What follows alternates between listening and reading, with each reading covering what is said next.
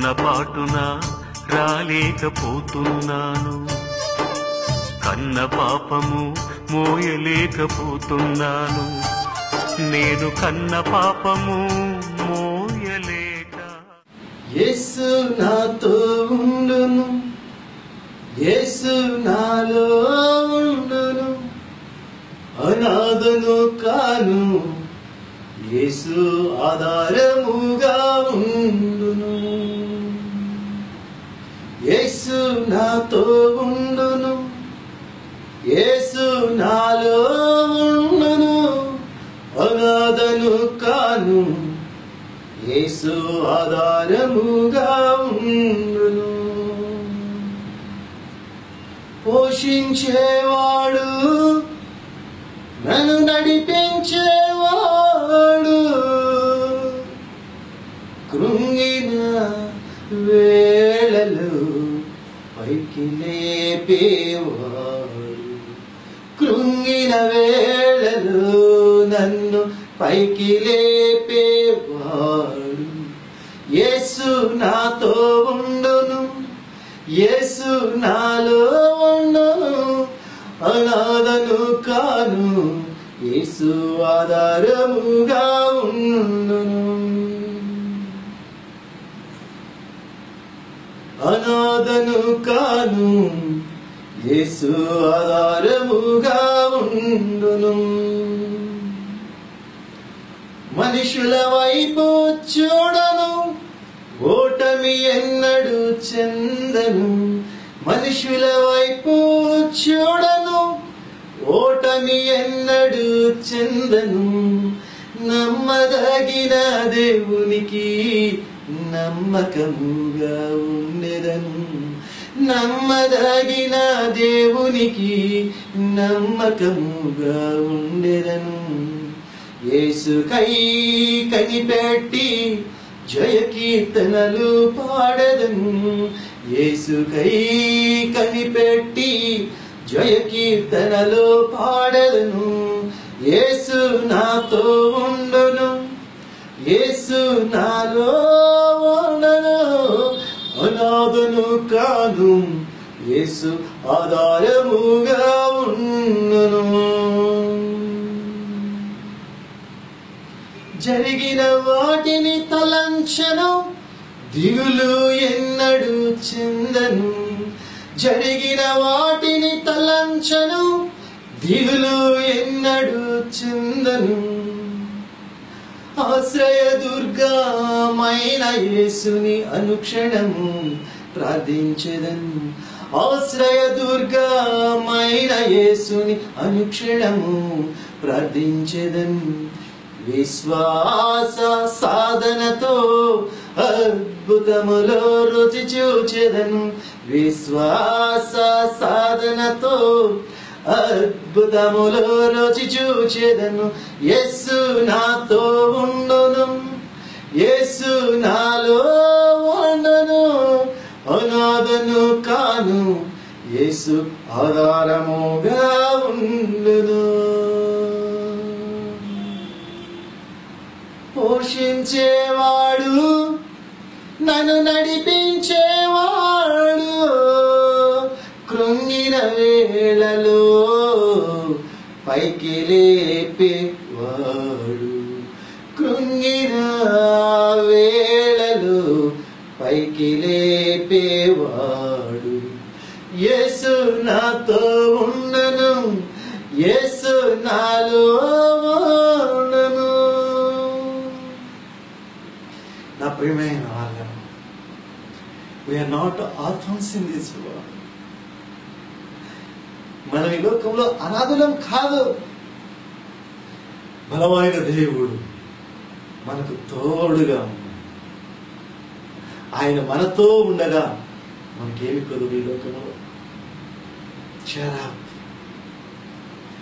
ఈ నిమిషం నుండి సంతోషంగా ఆయన మనలను ప్రతి శోధన నుండి పైకి లేకపోతున్నాడు. గత వారంలో మనం దేవుడు మనలను కొదువుల నుండి పైకి లేపి మనం ఐశ్వర్యవంతులుగా చేస్తాడని అనుకుని ధ్యానం చేస్తాం. అయితే మనం ఎందుకు ఈ పేదరికమును అనుభవించవలసి వస్తుంది? ఒక్కొక్కసారి దేవుడు మనం ఐశ్వర్యవంతులుగా చేయాలని ఆశపడుతున్నాడు కదా, నేను దేవునిని ప్రేమిస్తున్నాను కదా, అయితే ఎందుకు ఈ పేదరికము నన్ను వెంబడిస్తుంది అని మనకు ఆలోచన కలిగి ఉంటుంది. అయితే ఎందుకు మనం ఇంకనూ దేవుని పిల్లలమై ఉన్నప్పటికీ, దేవుడు మనల్ని ఆశీర్వదించడానికి, మన పేదరికాన్ని తొలగించి ఐశ్వర్యం ఇవ్వడానికి ఇష్టపడుతున్నప్పటికీ ఎందుకు మనం ఇంకా పేదవారిగా ఉంటున్నాం? బైబిల్లో మనం చదివినట్లయితే చాలా జాగ్రత్తగా గమనించండి. మన జీవితంలో యేసు వచ్చినప్పుడు ఎప్పుడైతే దేవునిని మనం ఘనపరుస్తున్నామో దేవుడు మనల్ని ఘనపరుస్తున్నాడు. సమూయేలు గ్రంథంలో మనం చదివినట్లయితే నన్ను ఘనపరచు వారిని నేను ఘనపరుస్తున్నాను అంటున్నాను. When the moment we fail to our honor to our God, ఎప్పుడైతే దేవునిని ఘనపరచటంలో ఆయనకి ప్రథమ స్థానం మన జీవితంలో ఇవ్వటంలో విఫలమవుతున్నామో, when the moment we fail to honor our God, ఆయన ఘనపరచటంలో మనం ఎప్పుడైతే విఫలమయ్యామో ఆ సమయంలో మన దేవునికి ఆశీర్వాదాన్ని మనము, వాగ్దానాన్ని మనం మిస్ అవుతున్నాం. చాలా గమనించండి. యోహాను సువార్త 2వ అధ్యాయంలో యేసు ప్రభుల వారు ఒక పెండ్లి విందుకు పిలువబడి ఉన్నారు. చాలా జాగ్రత్తగా గమనించండి.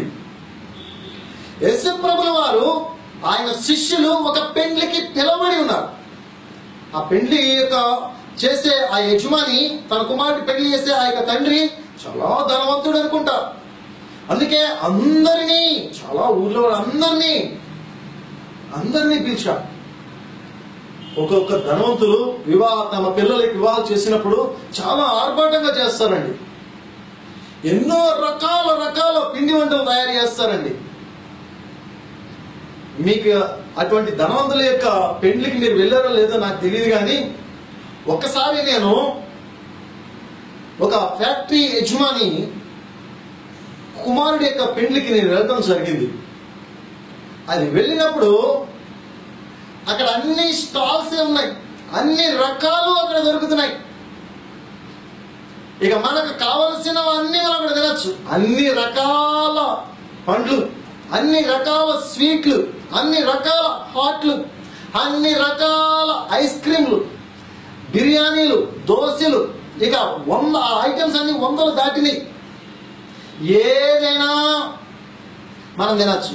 విచిత్రం ఏంటంటే అన్ని చూసి ఆఖరికి 2 దానిమ్మ గింజలు తిని వచ్చి జరిగింది. ఏమి తినాలో ఏమి అర్థం ఒక అన్ని సమృద్ధి కలిగి ఆఖరికి ఆకలితో నేను ఇంటికి వెళ్ళడం జరిగింది. సరే, అది పక్కన పెట్టండి. ఇక్కడ ధనవంతుడు పెండ్లి చేస్తున్నాడు. అక్కడ బైబిల్ రాయబడింది, ఖానాలో యేసును అతని శిష్యులను పిలవడి. ప్రియులారా, ఆ ధనవంతుడు పెండ్లి విందు చేస్తున్నప్పుడు యేసుని పిలిచారు, యేసు శిష్యులు పిలిచారు. యేసును యేసు శిష్యులు అక్కడ పక్కన నిలబడి ఉన్నారు. బట్ ఆ పెండ్లి కుమారుడు యొక్క తండ్రికి యేసు యొక్క శక్తిని గురించి కానీ, ఈ యేసు యొక్క మహిమ గురించి కానీ సరిగ్గా అర్థమై ఉన్నట్లు తెలియలేదు. అందుకే తమ స్నేహితులతో, తమ బంధువులతో మంచిగా తింటూ తాగుతూ ఉన్నాడు. కానీ యేసు ప్రభు వారు, ఆయన శిష్యులు ఒక చోట వచ్చి నిలబడి అలా ప్రక్కన నిలబడి ఉన్నారు. ఆయన ఘనపరిచిన వారు ఎవరు లేరు. అసలు ఆయన ఎవరో కూడా సరిగ్గా పట్టించుకున్నట్టుగా ఉన్నారు. చూడండి, ఎప్పుడైతే యేసుని గమనించకుండా, యేసుని మహిమపరచకుండా ఆయన ఏదో పిలిచారు కానీ they don't know who is this man of God. ఈ యొక్క మనిషి ఎవరో తెలియదు, ఈయన దేవుని కుమారుడు అని తెలియదు, ఈయన సర్వోన్నతుడైన భూమిని ఆకాశాన్ని సృష్టించిన దేవుని కుమారుడు అని తెలియదు. అందుకనే ఆయన్ని సరిగ్గా గమనించలేదు. ఎప్పుడైతే యేసుని గమనించకుండా, ఆయన గనపరచకుండా ఆయన అశ్రద్ధ చేస్తున్నారో అక్కడ కొదువు ఏర్పడింది. ఎస్ మై డియర్ ఫ్రెండ్స్, అక్కడ కొదువు ఏర్పడింది. చూడండి, అంత గొప్ప ధనవంతుడికి తెలియదా ఎంత మంది వస్తారో, ఎంత ద్రాక్షరసం సిద్ధపరచాలో, ఎంత కూల్ డ్రింక్ సిద్ధపరచాలో తెలియదా? తెలుసు. కానీ ఆ యొక్క పెండ్లి ప్రధాని ఆ యేసుని గణపరచుట విషయంలో ఆయన విఫలమై ఉన్నాడు కనుక అక్కడ కొదులు ఏర్పడింది. ధనవంతుడైనా సరే ఈ రోజున యేసుని నీ జీవితంలో నీ హృదయంలో ఆహ్వానించినప్పుడు, నువ్వు ఎవరినైనా సరే, నువ్వు అందగాడువైనా సరే, ఒక అందంగా ఉన్న ఆమెనైనా సరే, లేదా గొప్ప ధనవంతుడు అయినా సరే, ఏదైనా సరే, ఆ యేసుని నీ హృదయంలో జీవితంలో నువ్వు ఎరిగినప్పుడు, ఆహ్వానించినప్పుడు, you must know how to honour Jesus. నీ హృదయంలో యేసుని గణపరచడం నువ్వు ఎరిగి ఉండి తెలుసుకోవాలి, ఆయన గణపరచాలని నువ్వు తెలుసుకోవాలి. అప్పుడే నీకు ఈ జీవితంలో ఏ కొదువ ఉండదు, ఏ కొదువ ఉండదు. నిజమే, మన జీవితంలో చాలా సార్లు యేసుని ఆహ్వానిస్తున్నాం కానీ ఆయన ఇష్టమో ఎంత మాత్రం ఉండదు, ఆయన అధికారములు ఎంత మాత్రము లోబడము, ఆయన ఎంత మాత్రము కూడా మనం పట్టించుకోము. ఆయన ఎలా చూస్తామంటే ఆయన మన హృదయంలో ఉంటాడు. ఎక్కడ ఉంటాడంటే మనం ఇల్లంతా తుడిచినటువంటి చీపురు కట్టి ఎక్కడ పెడతామండి? తుడిచిన తర్వాత మూల పెడతాం, అడ్డుగా పెడతాం. అసలు ఎక్కడ చూసినా కనపడదు, ఎక్కడ మూల ఉంటుంది కనుక. అలాగే ఈ రోజున క్రైస్తవుల జీవితంలో క్రైస్తవులు యేసుని ఎరిగి ఉన్నారు కానీ మీ యొక్క జీవితాలలో మీ హృదయంలో ప్రథమ స్థానము దేవునికి ఇవ్వలేకపోవడం వల్ల, యేసుని గణపరచడం విషయంలో మీరు విఫలమవటం వల్లనే మీ జీవితంలో అనేక రకమైన కొదులు ఏర్పడి ఉన్నాయి. ఈ రోజున చూడండి, యేసు తల్లి అక్కడ కొంతమందిని చూస్తే do what ever he says, మీరు వెళ్ళి అక్కడ ఒక ఆయన ఉన్నాడు, ఆయన దగ్గరికి వెళ్ళి ఆయన మీతో చెప్పునది చేయండి అని యేసు తల్లి చెప్పింది. When the moment the people go and ask him, what should we do? ఎప్పుడైతే ఇక్కడ ఉన్నవారు సేవకులు మేమేం చేయాలి అడిగినప్పుడు, యేసు చెప్పినది చేసినప్పుడు అక్కడ మధురమైనటువంటి ద్రాక్షరసము సిద్ధపరచబడింది ఆయనకి అభిషేకంతో. ఈ రోజున నీవు నీ జీవితంలో యేసుని గణపరచుట, నీ హృదయంలో ప్రథమ స్థానముని దేవునికి ఇచ్చుట నువ్వు మొదలు పెడితే ఖచ్చితంగా యేసు యొక్క అద్భుతాలు నీ జీవితంలో మొదలవుతుంటాయి. బైబిల్లో రాయబడి ఉంది, గలిలయ కానాలో తన యొక్క మహిమను యేసు చూపి ఆయన మహిమను ప్రత్యక్షపరిచిన మొదటి సూచిక్రియను. ఈ రోజున దేవుడు మహిమపరచుకుంటే ఈ రోజు నుండి సూచిక్రియలు మొదలుపడతాయి. ఈ రోజు నుండి నువ్వు ఏనాడు గతంలో చూడని అద్భుతాలు నీ జీవితంలో నువ్వు రుచి చూస్తావు. నిత్యము నిన్నే గణపరచెదను, నీ కోసం జీవించెదను, నిత్యము నిన్నే గణపరచెదను, నీ కోసం జీవించెదను, జీవించుచున్నది నా కోసం కాదయ్యా, నా జీవితమంతా నీ కోసం యేసయ్యా, జీవించుచున్నది నా కోసం కాదయ్యా, నా జీవితమంతా నీ కోసం యేసయ్యా, నిత్యము నిన్నే గణపరచెదను, నీ కోసం జీవించెదను. దేవుని కోసము మనం జీవించి దేవుని నామాన్ని మనము మహిమపరచుట, గణపరచుట మన జీవితంలో ఎదిగినప్పుడు మన జీవితంలో కొదువులన్నిటినీ దేవుడు తొలగిస్తాడు. అలనాడు కానా విందులో ధనవంతుడి యొక్క కుటుంబంలో పెండ్లి ధనవంతుడి యొక్క కుటుంబంలో ఉన్నటువంటి కొదువే, ఆ పెండ్లిలో ఉన్నటువంటి కొదువునే దేవుడు తొలగించి అక్కడ మధురమైన ద్రాక్షరసం కొదువును తీర్చినట్లుగా ఈరోజు నీ జీవితంలో కూడా దేవుని గణపరచు తెలుసుకున్నట్లయితే ఎక్కడో పెట్టిన ఆ యేసుని బయటికి రాదు. ఆయన చెప్పినది ఈ రోజు నుండి చేయటం మొదలెట్టు. నీ స్వచిత్తాలు నీ జీవితంలో నెరవేర్చటం కాదు, నీ పరిచర్యలో నీ స్వచిత్తంలో నువ్వు ప్లాన్ చేసుకోవటం కాదు.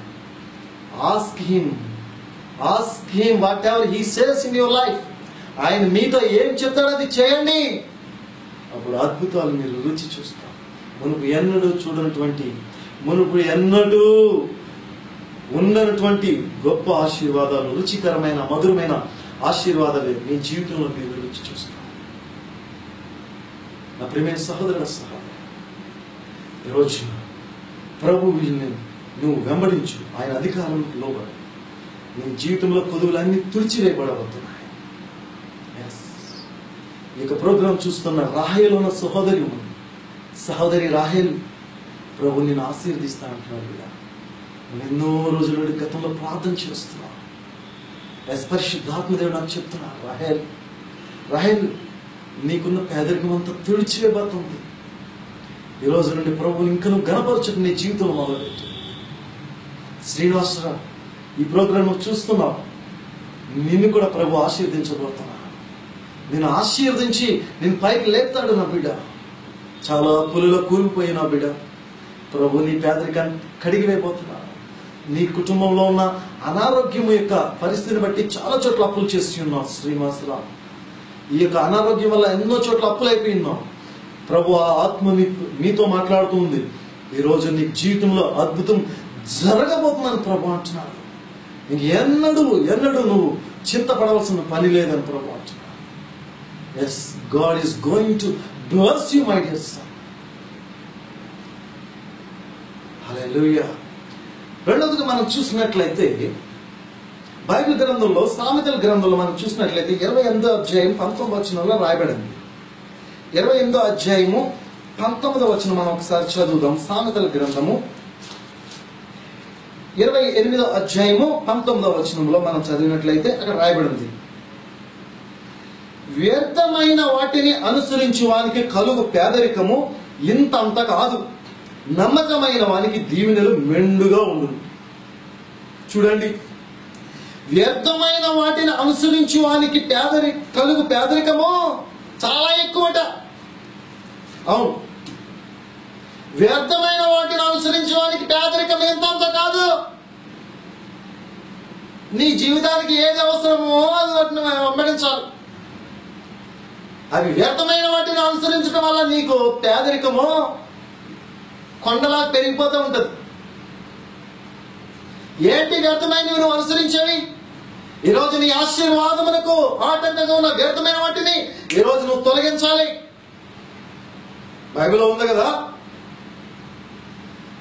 ఫలించు ఇంకా నువ్వు ఫలించుటకు ఫలించు ఎండిన తీగలను తీసివేస్తాడట దేవుడు. ఈరోజు నువ్వు వ్యర్థమైన వాటివి ఉపయోగం లేని విషయాలు, నువ్వు ఏ విషయాలు వెంబడిస్తున్నావు? సమయాన్ని వృధా చేస్తున్నావా? మెట్ల మీద కూర్చొని చుట్టూ ప్రక్కల వారితో గంటలు వ్యర్థమైనటువంటి మాటలతో సమయాన్ని వేస్ట్ చేస్తున్నావు. ప్రభు ఆత్మ దుఃఖపడతాడు. వాళ్ళని గురించి మాట్లాడతావు, ప్రభు దుఃఖపడతాడు. ఏ విధమైనటువంటి ఉపయోగం ఉండదు బిడ్డ. అందరితోటి పనికి రాని మాటలు ముచ్చట్లు పెట్టద్దు. ఈరోజు ఎప్పుడైతే సమయమును నువ్వు వ్యర్థపరుస్తున్నావో ప్రభు ఆత్మ దుఃఖపడుతుంది, నీకు పేదరికం వస్తుందని పరిశుద్ధాత్మ దేవుడు అంటున్నావు. గంటలు సీరియల్ టీవీలు చూస్తూ ఉంటున్నావు, సమయం వ్యర్థమవుతుంది. ఇది వ్యర్థమా నీ జీవితానికి? ఇది ఉపయోగం లేదు. సీరియల్ చూసి నువ్వు ఏం సాధిస్తావు? నీ జీవితంలో సీరియల్ చూసిన తర్వాత నీవేమైనా ఆశీర్వదించబడ్డావా? లేదా ఒక్కొక్కరు అయితే రాజకీయాల పార్టీల గురించి తిరుగుతూ ఉంటారు. నీ యొక్క జీవితమైన స్టైల్ ఏంటో నువ్వు తెలుసుకో. ఈ రాజకీయం గురించి, ఆ రాజకీయం గురించి, ఆ పార్టీ గురించి, ఈ పార్టీ గురించి నీ జీవితాన్ని అశాంతి చేసుకోకు. నీ కుటుంబాన్ని పేదరికంలో ముంచక బిడ్డ. ఆ నాయకుడి గురించి, ఈ నాయకుడి గురించి విమర్శలు చేయకు. నీ హృదయంలో రాజకీయ నాయకుడు దేవుడిగా ఉండవద్దు.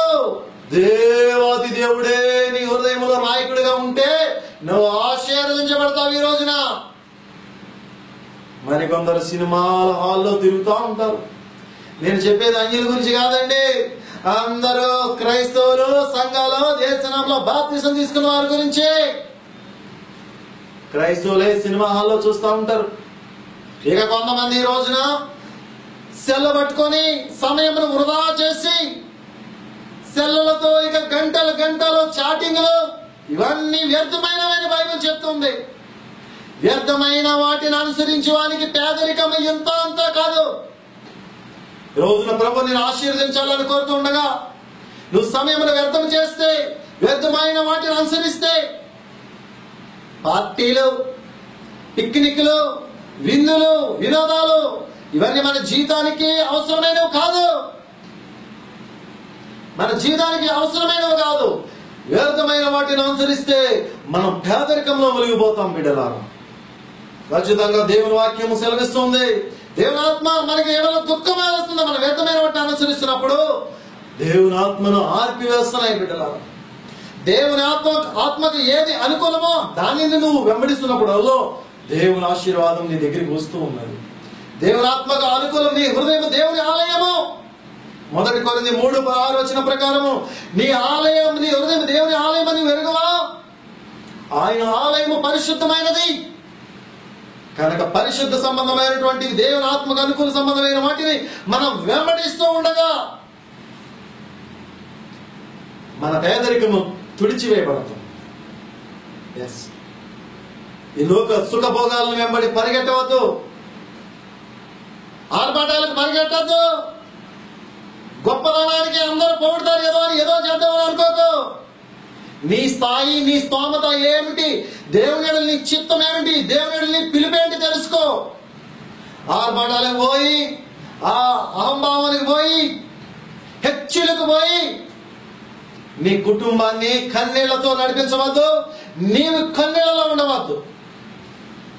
దేవుడు ఏ స్థాయిలో ఏ మార్గంలో నడిపిస్తున్నాడో నువ్వు నడిస్తే, వ్యర్థమైన వాటిని విడిచిపెడితే, ప్రభు నిన్ను ఏ పిలుపుతో పిలిచాడో ఆ పిలుపులో నువ్వు నిలిస్తే గొప్ప శాంతి సమాధానముతో సమృద్ధితో త్వరలో నువ్వు వర్ధిల్లబోతున్నావు. నువ్వు వర్ధిల్లబోతున్నావు బిడ్డ. వ్యర్థమైన వాటిని అనుసరిస్తే నీకు ఖచ్చితంగా ఉన్నదంతా పోగొట్టుకుంటావు. బైబిల్ గ్రంథం లూకా సువార్తలో మనం చదివినట్లయితే లూకా సువార్త 15:11 నుండి మనం 32 వచనాలు చూస్తే అక్కడ ఒక కుమారుడికి, ఒక తండ్రికి 2 కుమారులు ఉన్నారు. చిన్న కుమారుడు లోకంలో వెళ్ళిపోతున్నాడు. చిన్న కుమారుడు వెళ్ళిపోయాడు. ఆ తండ్రిని ఆశని ఇచ్చేసేమంటున్నాడు. ఇచ్చేశాడు, వెళ్ళిపోయాడు. వేశ్యలతో సాంగత్యం చేసి లోకంలో ఉన్న సుఖ భోగాలన్నిటి అనిపించి పరమ తండ్రికి వేరుగా నడిచినాడు. ఏం జరిగింది? చివరికి ఆయన తినడానికైనా తిండి లేక అతను ఉన్న స్థలంలో కరువు ఏర్పడింది. నిజమే, చాలా మంది దేవుని భక్తిహీనులు ఎక్కడ ఉంటారు అక్కడ శ్రమలు వస్తాయి. భక్తిహీనుడు ఏ కుటుంబంలో ఉంటాడో అక్కడ శోధనలు వస్తాయి. భక్తిహీనుడు ఎక్కడ ఉంటాడో అక్కడ కరువు వస్తుంది. భక్తిహీనుడు ఎక్కడ ఉంటాడో అక్కడ గొడవలు వస్తాయి. రోజు నీతిమంతుడిగా నువ్వు ఎక్కడ ఉంటే అక్కడ ఆశీర్వాదం వస్తుంది. ఈ రోజున నువ్వు దేవునిని వెంబడించడానికి ఇష్టపడు.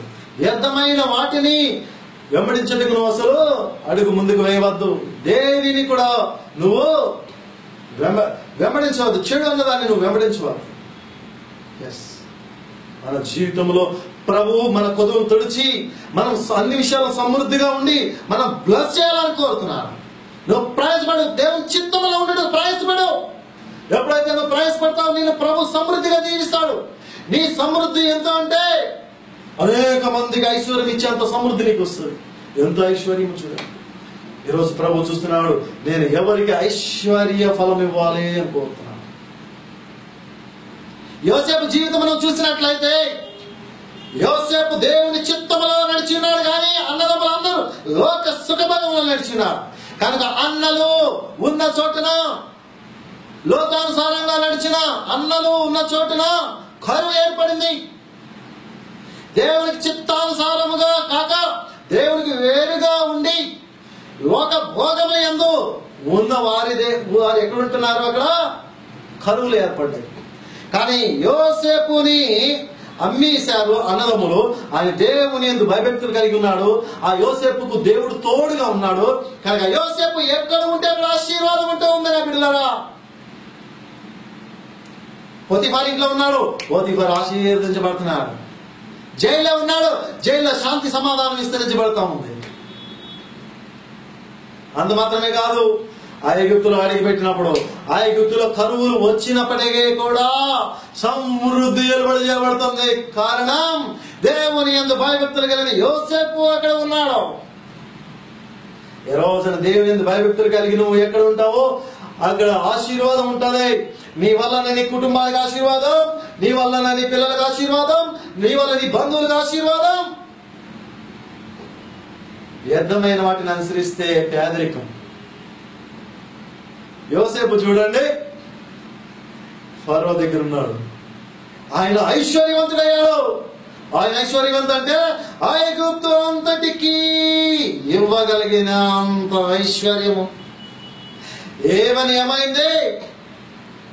అన్నలు కూడా యోసేపుకి దండము పెట్టి వంగి సాష్టాంగ నమస్కారం పెట్టే పరిస్థితులు వచ్చింది. ఈ రోజున వ్యర్థమైన వారందరూ కూడా, వ్యర్థమైన వాటిని అనుసరించి వారందరూ కూడా బానిసలుగా మారతారు. దేవుని యందు భయం కలిగి ఆయన మార్గంలో నడిచిన వారందరూ కూడా అధికారము పెత్తనం చెలాయిస్తారు. ఈ రోజున నువ్వు దేవునిలో ఉండి వ్యర్థమైన వాటిని విడిచిపెట్టినట్లయితే ఖచ్చితంగా నువ్వు అధికారమును చేతి పట్టుకోబోతున్నావు, ఏలుబడి చేయబోతున్నావు. యోసేపు వలె ఏలుబడి నువ్వు చేయబోతున్నావు. వ్యర్థమైన వాటిని విసర్జించు. ఏ రోజున ప్రార్థించడం మొదలుపెట్టా. నువ్వు ప్రార్థించడం మొదలుపెట్టినట్లయితే అనేక మంది ఆశీర్వదించబడటానికి కారకుడుగా నీవు ఉంటావు.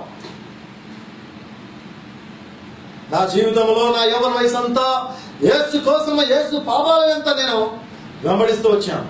ఈవెన్ ఈ రోజు కూడా ఒక స్నేహితుడు నాకు లేడండి. ఈవెన్ నా ప్రాణ స్నేహితుడు ఎవరైనా ఒక్కరు కూడా లేదండి. ఈ రోజు నాకు ఒక కష్టం వచ్చిందంటే నేను చెప్పుకోవడానికి ఒక్కరు కూడా నేను ఏర్పరచుకోలేదు. ఎందుకనగా నా ప్రాణ ప్రియుడు, నా ప్రాణమైన స్నేహితుడు యేసయ్య.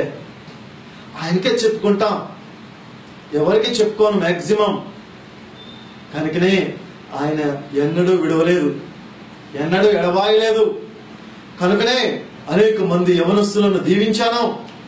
అనేక యవనస్తులు దేవుని మార్గంలో చక్కగా నడుస్తున్నారు, వ్యభిచారాలను జయిస్తున్నారు, దొంగతనాలను జయిస్తున్నారు, తల్లిదండ్రుల్ని ప్రేమిస్తున్నారు. అనేక కుటుంబాలు ఆశీర్వాదంగా చల్లగా ఉండటానికి దేవుడు నన్ను మార్గంగా ఎంచుకున్నాడు. ఈరోజు నీ జీవితంలో ఏ ఫలింపు లేదంటున్నావేమో, మహబూబాబాద్ రండి. ప్రతి బుధవారం కూడా మీకోసం నేను ప్రార్థన చేయబోతున్నాను. చాలా మంది యవనస్తులు గైడెన్స్ ఇవ్వబోతున్నాను. ఏ అమ్మాయిని వివాహం చేసుకోవాలి, ఏ అమ్మాయిని ఏ ఉద్యోగం చేయాలి, ఏ విషయం నా జీవితంలో ఏది దేవుని చిత్తం అని అనేక విషయాల్లో యవనస్తులు ఆలోచన కలిగి ఉన్నారు. మీరు ప్రతి బుధవారం నా దగ్గర రండి. మీకు చక్కటి కౌన్సిలింగ్ ఇచ్చి ప్రభు చిత్తాన్ని మీ యొక్క విషయంలో ఏమైందో నేను బయలుపరచగలను. మీరు ఆశీర్వదించబడగలరు. మీకోసం ప్రార్థిస్తాను. ఉన్నతమైన దేవుడు ఆ యేసు రాజా, మీ పరిశుద్ధ నామానికి లెక్కలేని స్తోత్రములు స్తుతులు చెల్లిస్తున్నాను. ఈ ప్రోగ్రాం చూస్తున్న వారందరిపై నీ శాంతి సమాధానం విస్తరింపచేయండి, నీ మహిమను విస్తరింపచేయండి. ముఖ్యంగా యవనస్తుల కోసం ప్రార్థిస్తున్నాను నాయన. వారిని ఏడుబడి చేసిన ప్రతి అడిక్షన్స్ నుండి విడుదల కలగచేయండి, ప్రతి దురలవాట్ల నుండి విడుదల కలగచేయండి. సాతాను ఏ బంధకాలు ఈ యవనస్తులను ఎవరికి ఇచ్చినాడో ఆ యవనస్తులు పీడిస్తున్న దురాత్మల నుండి విడుదల కావడానికి గాక. Let your holy presence touch and deliver them master. ప్రతి నాయన నీ పరిశుద్ధాత్మ ప్రతి యవనస్తుని ముట్టి బంధకాలను తెచ్చివేసి ఇప్పుడే నాయన వారికి అద్భుతాలు తీసుకువచ్చును గాక, వారికి విడుదల వచ్చును గాక. ఏ విధమైన దురలవాటు నైనా ఏ విధమైన విషయాలు యవనస్తులు బంధిస్తూ ఉన్నదో తండ్రి, వారికి అద్భుతం మీరు చేయమని ప్రార్థన చేస్తున్నాం తండ్రి. పరిశుద్ధాత్మ దేవుడు అంటున్నారు, ఈ ప్రోగ్రాం చూస్తున్న కొంతమంది జీవితాలలో లవ్ అఫైర్స్ చాలా ఉన్నాయి. దేవుని చిత్తానుసారంగా కాకుండా ప్రేమలో పడిపోతున్నారు. యవ్వన వారిని ఆకర్షించి మానసిక ఒత్తిడితో కృంగిపోతున్నారు. ఈ రోజున మీకు విమోచన కాబోతోంది. మీ కుడి చేయి మీ యొక్క శిరస్సు మీద పెట్టుకోండి.